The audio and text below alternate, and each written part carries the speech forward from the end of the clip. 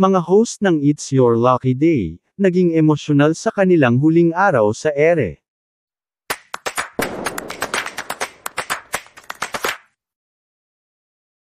Ngayong araw October 27 ang last airing ng pansamantalang kapalit ng kapamilya noontime show It's Showtime na It's Your Lucky Day.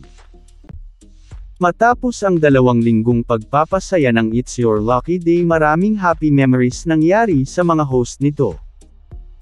Sa kanilang huling araw ay naging emosyonal ang mga host at pati na rin ang mga live audience, dahil nagbahagi ang bawat host ng kanilang mga mamimiss sa pamamaalam ng kanilang show. Hindi nga mapigilan ng mga host na maluha at malungkot habang ibinabahagi ang kanilang pinakamamimiss sa loob ng 2 linggong pag-ere.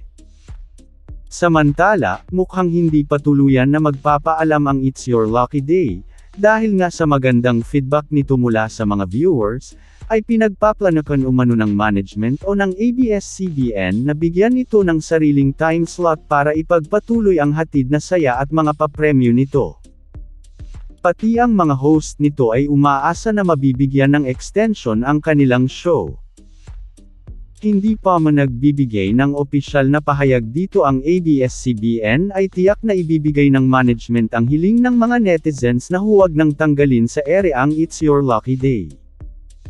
Suggest ng ilan na ilagay ito bago mag-It's Showtime bilang late morning show o kaya naman bago ang TV Patrol bilang free prime time.